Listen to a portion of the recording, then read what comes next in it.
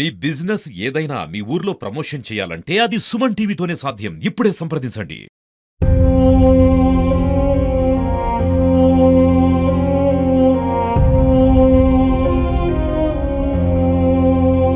మీకేమైతుంది? మీకేమైతుంది పాప? నీ కూతురా? ఏం జరిగింది? ఇటు నుంచి ఎప్పుడు పోయింది? ఊరి నుంచి 20 రోజులైంది.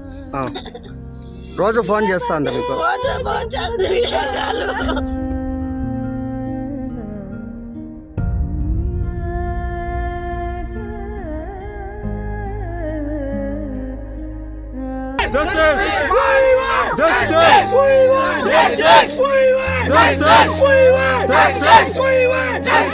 మాకు న్యాయం కావాలి, మాకు న్యాయం కావాలి, మాకు వెంటనే న్యాయం కావాలండి. మీ ప్రభుత్వం స్పందించాలండి.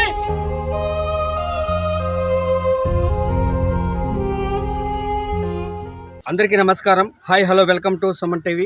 ఈరోజు అన్నమయ్య జిల్లా రామసముద్రం మండలం చొక్కాండ్లపల్లి పంచాయతీ బిక్కంవారిపల్లి గ్రామంలో ఒక విషాదం అయితే చోటు చేసుకునింది. తల్లిదండ్రులు గ్రామాల్లో అయితే వారికి ఉన్నటువంటి పిల్లలని పై చదువులు చదివించాలనే ఉద్దేశంతో ఇక్కడ నానా కష్టాలు పడి కష్టాలు పడి వాళ్ళ పిల్లల కోసం కూలీ నాలి చేసి చేరాని పనులు పాపం తరుక్కుపోతాయి. చేతులు కూడు తినక గుడ్డ కట్టక ఎన్నో కష్టాలు పడి కూలీనాలి చేసి డబ్బులు సంపాదించి మరి పిల్లల చదువుల కోసం ఖర్చు పెడుతుంటారు. అలాంటి సంఘటనే మన రామసముద్రం మండలం బిక్కంవారిపల్లిలో ఒకటి చోటు చేసుకునింది. రెడ్డప్ప అనే ఒక రైతు నిరుపేద. రెడ్డప్ప, జగదమ్మ, వీరికి 3 పిల్లలు ఉన్నారు. అందులో 2 కుమార్తెలు, ఒక బాబు ఉన్నారు. ఆ కుమార్తెలకైతే ఒక పెద్ద కూతురికైతే వివాహం అయితే జరగడం కూడా జరిగింది. ఈ చిన్న కూతురిని అయితే పై చదువుల కోసం కర్ణాటకలోని BBM చదువు ఇచ్చుకునేందుకోసం కర్ణాటకలో ఇక్కడి నుంచి కర్ణాటకలో బెంగళూరులో పై చదువులకి పంపించారు. ఆ క్రమంలోనే ఆ పాప కూడా చక్కగా చదువుకుంటుంది. గత 20 రోజుల క్రితమే గ్రామానికి వచ్చి కూడా తిరిగి వాళ్ళ కుటుంబ సభ్యులతో గడిపి 4 రోజులు గడిపి తిరిగి మళ్ళా బెంగళూరుకి పై చదువులకు వెళ్ళింది. అంటే నిన్న ఆదివారం రోజు కూడా కుటుంబ సభ్యులతో మాట్లాడడం కూడా జరిగింది ఆ పాప. మరి ఏం జరిగిందో అక్కడ నిన్న ఉదయం 10 గంటల నుంచి ఫోన్ లిఫ్ట్ చేయకపోవడంతో నిన్న సండే కావడంతో ఆ పాప రెస్ట్ తీసుకుంటుంటుంది, రూమ్లో పడుకో అంటుందిలే అనేసి కుటుంబ సభ్యులు ఆడమర్చడం కూడా జరిగింది. ఆ పాపకి స్నేహంగా ఉన్నటువంటి చిత్తూరుకి చెందినటువంటి ఓ అమ్మాయి స్నేహంగా ఉన్నట్లు కుటుంబ సభ్యులు వివరాల మేరకు తెలుస్తుంది. మానస అనే వ్యక్తి ఆ పాప స్నేహితురాలు. వాళ్ళిద్దరూ ఇక్కడ ఉన్నటువంటి ఆ పాప దగ్గరికి వెళ్ళేసి దేవిశ్రీ దగ్గరికి వెళ్ళి మనం ఈరోజు హోంవర్క్ ఇట్లాంటివి వింటే చేసుకున్నాం అనేసి ఆ పాపకి మాయ మాటలు చెప్పడం జరిగింది. ఆ పాప నమ్మి ఈ పాప ఇక్కడి నుంచి వెళ్ళి వేరే ఒక చోటికి వెళ్ళడంతో అక్కడ ఆ మానస అనే వ్యక్తి పుంగనూరు నియోజకవర్గం చౌడపల్లి గ్రామానికి చెందినటువంటి పెద్ద కొండైమారపల్లి గ్రామానికి చెందిన ఒక దుర్మార్గుడు అక్కడికి రావడం జరిగింది. ఇక్కడ వాళ్ళిద్దరూ ఇది ప్రాజెక్ట్ వర్క్ చేస్తామనే దీంతో అక్కడ ఉన్నటువంటి ప్రేమవర్ధన్ అనే దుర్మార్గుడు ఆ పాపని ఏం చేశాడో తెలదు. అక్కడ రూములో తెల్లారి ఉదయం కొందరికి ఆ పాప శవమై కనిపించింది. వీళ్ళిద్దరూ పరాలీలో ఉన్నట్లు తెలుస్తుంది. వాళ్ళ యొక్క ఫోన్లు కానీ వారి యొక్క సమాచారం కానీ ఏమీ తెలియడం లేదు. పోలీసులు కేసు నమోదు చేసి బృందాలుగా ఏర్పడి వీరి కోసం మొత్తం గాలింపు చర్యలు అయితే చేపట్టారు కర్ణాటక పోలీసులు. ఈ ఘటన దేవిశ్రీ మృతితో రామసముద్రం మండలంలోని బిక్కంవారిపల్లి గ్రామం మొత్తం శోకసంద్రంగా మునిగిపోయింది. దాదాపు 21 సంవత్సరాల అమ్మాయి పై చదువులకు వెళ్ళి ఇంకొక 2-3 నెలల్లో ఉద్యోగం చేసి తల్లిదండ్రులని పోషిస్తుందని అనుకున్నారు. అంతలోనే ఈ యొక్క ఘటన జరగడం, ఆ అమ్మాయి శవమై తిరిగి ఈ యొక్క గ్రామానికి రావడంతో గ్రామం మొత్తం కన్నీటి మున్నీరయ్యి మొత్తం తల్లడిల్లిపోతుంది. ఒక్కసారి ఆ ఘటనలు చూస్తే మనకే కన్నుల్లో కన్నీరు వచ్చే పరిస్థితి కూడా కనిపిస్తుంది. ఇలాంటి సంఘటనలు పునరావృతం కాకుండా మన రాష్ట్ర ముఖ్యమంత్రి నారా చంద్రబాబు నాయుడు గారు, హోంమంత్రి వంగలపూడి అనిత గారు, అలాగే డిప్యూటీ సీఎం పవన్ కళ్యాణ్ గారు, అలాగే మంత్రి నారా లోకేష్ గారు వీటిపైన కఠిన చర్యలు తీసుకోవాలనేసి డిమాండ్ చేస్తున్నారు. ఆ దుర్మార్గుణ్ణి పట్టుకొని కర్ణాటక పోలీసులకు అప్పజెప్పాలనేసి కూడా సహకరించి దేవిశ్రీ మృతికి కారకుడైన దుర్మార్గుని పట్టి వాళ్ళకి అప్పజెప్పాలని, ఆ పాప ఆత్మశాంతికి చేకూర్చే విధంగా న్యాయం చేయాలనేసి కుటుంబ సభ్యులు, ప్రజా సంఘాలు, ప్రజా నాయకులు, ప్రజలు పెద్ద ఎత్తున డిమాండ్ చేస్తున్నారు. మీ సిస్టర్ ఏం జరిగింది, చివరిగా మీతో ఎప్పుడు మాట్లాడింది? సాటర్డే నైట్ 10 o'clock వరకు మాట్లాడిందండి మాతో వీడియో కాల్. మా సిస్టర్ ఎప్పుడు కానీ బయటికి వెళ్ళినా, ఎక్కడికి వెళ్ళినా, జ్యూస్కి వెళ్ళినా, ఆఖరికి బేకరీకి వెళ్ళినా కాల్ చేసి చెప్తుంది. అలాంటిది సండే నేను కొంచెం బిజీగా ఉండడం వల్ల ఇంట్లో నేను కాల్ చేయలేకపోయినాను. మా డాడీ కాల్ చేసినారంట 10 o'clock 9:45 ఆ మధ్యలో మాట్లాడినారు. ఏం చేస్తున్నావు అంటే అసైన్మెంట్ రాస్తున్నానని చెప్పింది. సరే వెళ్ళి టిఫిన్ తినమని మా డాడీ చెప్పినారు. సరే ఓకే అని చెప్పి కాల్ కట్ చేసింది. మళ్ళీ ఏమైందో ఏమో తెలీదు.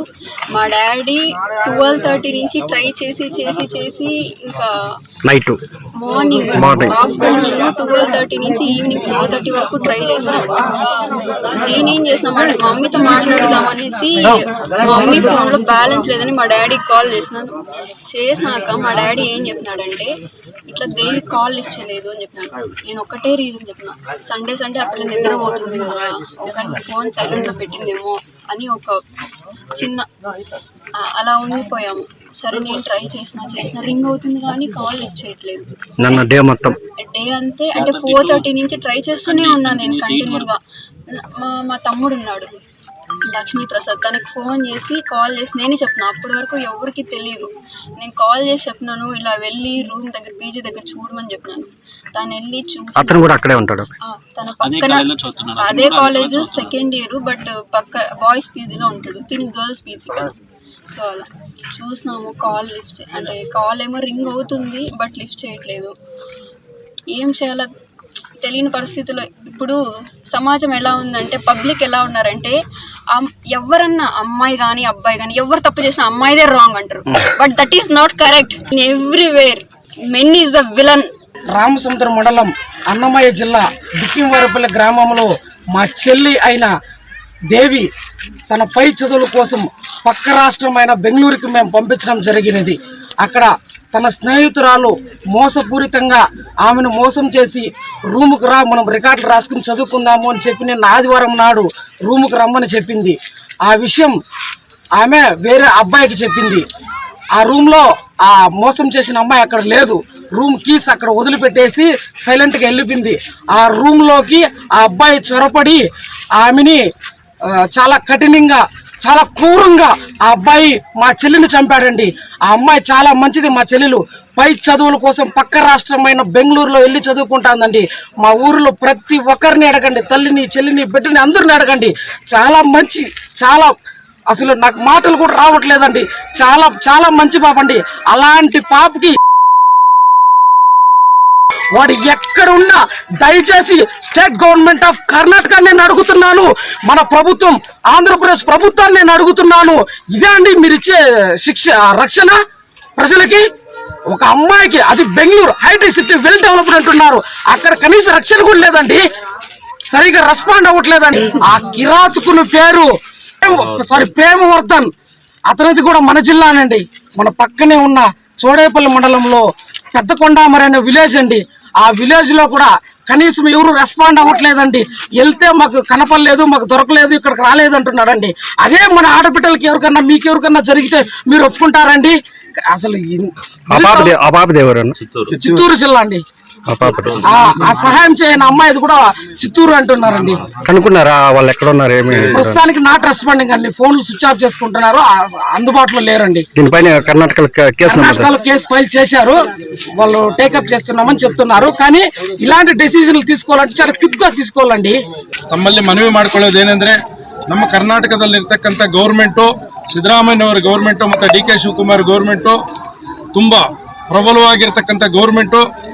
ಆದರೆ ಪಕ್ಕದಲ್ಲೇ ಇರತಕ್ಕಂಥ ಒಂದು ರಾಜ್ಯ ಆಗಿರ್ತಕ್ಕಂಥ ಆಂಧ್ರ ಪ್ರದೇಶ, ಅದರಲ್ಲಿ ಕೂಡ ಕೂಟದ ಪ್ರಮುಖ ಮತ್ತು ಪವನ್ ಕಲ್ಯಾಣ್ ಇರ್ತಕ್ಕಂಥ ಒಂದು ರಾಜ್ಯ ಒಳ್ಳೆ ನ್ಯಾಯ ಕಲಿಸ್ಕೊಡ್ಬೇಕು, ಮತ್ತು ಹೆಣ್ಣು ಮಕ್ಕಳಿಗೆ ರಕ್ಷಣೆ ಕೊಡಬೇಕು, ಮತ್ತು ಮುಂದಿನ ಮುಂದಿನ ದಿನಗಳಲ್ಲಿ ಎಲ್ಲ ಮಕ್ಕಳಿಗೂ ಕೂಡ ಒಳ್ಳೆ ನ್ಯಾಯ ದೊರಕಿಸ್ಕೊಡ್ಬೇಕಂತ ಹೇಳ್ಬಿಟ್ಟು ದಯವಿಟ್ಟು ಎರಡು ಸರ್ಕಾರಕ್ಕೂ ನ್ಯಾಯವನ್ನು ಕೋರ್ತಾ ಇದ್ವಿ ಹೊರತು ಬೇರೆ ಏನಿಲ್ಲ. ದಯವಿಟ್ಟು ಪವನ್ ಕಲ್ಯಾಣ್ ಆಗಿರ್ಬೋದು, ಚಂದ್ರಬಾಬು ನಾಯ್ಡು ಆಗಿರ್ಬೋದು, ಮತ್ತೆ ಸಿದ್ದರಾಮಯ್ಯ ಆಗಿರ್ಬೋದು, ಮತ್ತೆ DK ಶಿವಕುಮಾರ್ ಆಗಿರ್ಬೋದು, ದಯವಿಟ್ಟು ಎಲ್ಲಾ ರೀತಿಯಲ್ಲೂ ಕೂಡ ನ್ಯಾಯ ದೊರಕಿಸ್ಕೊಡ್ಬೇಕು. ಹೆಣ್ಣು ಮಕ್ಕಳಿಗೆ ರಕ್ಷಣೆ ನೀಡಬೇಕು. ಅಂತ ಬೇವರ್ಜಿ ನನ್ನ ಮಕ್ಕಳನ್ನ ಈ ಕೂಡಲೇ ಅರೆಸ್ಟ್ ಮಾಡಿ ಉರಿ ಶಿಕ್ಷೆ ಕೊಡಬೇಕು ಅಂತವರಿಗೆ ಅಂತ ಹೇಳ್ಬಿಟ್ಟು ನೇರವಾಗಿ ದಯವಿಟ್ಟು ಈ ಹೆಣ್ಮಕ್ಳ ಪರವಾಗಿ ಮತ್ತೆ ಎಲ್ಲಾ ಜನಾಂಗದ ಪರವಾಗಿ ಎಲ್ಲ ప్రభుత్వದ పరವಾಗಿ ನಾನು కోరుకొల్తా ఇದ್ದೀನಿ.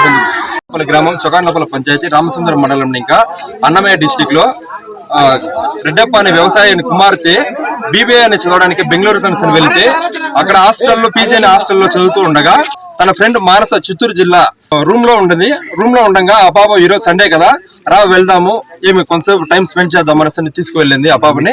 ఆ పాప ఏమో థింగ్స్ కావాలనేసనని బయటకు వెళ్ళిపోయింది ఆ పాపను వదిలేసి. ఆ తర్వాత వెంటనే ఆ పాప తన ఫ్రెండ్ అనేసనని ఒక అబ్బాయికి కాల్ చేసి ఆ అబ్బాయిని తన రూమ్ లోకి పంపించేసిన తర్వాత వాళ్ళకి అక్కడ ఏం జరిగిందో తెలియదు. తర్వాత ఆ పాప కాల్ చేసి మాట్లాడితే రెస్పాన్స్ కావడం లేదు, ఫోన్ అనేది ఎత్తలవడం లేదు. ఆ పాపకి వెంటనే కాల్ చేసాము చాలా విధాలుగా, ఎంత విధంగా రెస్పాన్స్ అయినా కావడం లేదు. సరైన సరే మేము సైలెంట్ అయిపోయినాం. ఈరోజు సండే కదా నిద్రపోతుంటుందేమని అనుకున్నాము. ఆ తర్వాత DSP అనేసరి సార్కి కాల్ చేసి 6 గంటలకి సార్ మా అమ్మాయి మాకు కనపడడం లేదు, ఎక్కడుందో ఒకసారి చెప్పండి అనేసి అంటే కాల్ ట్రేక్ చేసి వీళ్ళు పలానా చోటు ఉంది, ఈ చోటుకు వెళ్ళండి అనేసి అతనే చెప్పినాడు సార్ అనేది. ఆ చెప్పడం ద్వారా ఆ రూమ్ ఆ పాప ఎక్కడుందో తెలుసుకున్న తర్వాత రూమ్ కనెక్షన్ కీస్ వేసేసినారు.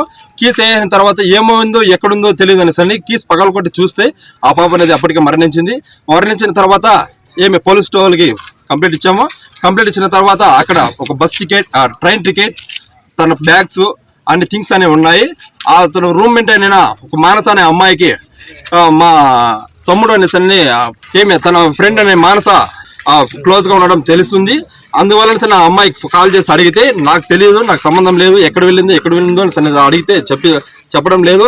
మేము పోలీస్ స్టేషన్ లో కంప్లైంట్ ఇస్తాము, నువ్వు చెప్తావా చెప్పవా అనేసి బెదిరించడంతో ఆ పోలీసు వాళ్ళతో కూడా మాట్లాడించడంతో ఆ పాప ఫొటోస్ పెట్టడము, ఆ అమ్మాయి ఈ రకంగా జరిగింది అనేసి చెప్పడము, కీస్ ఎక్కడున్నాయో చెప్పడము అలా జరిగింది సార్.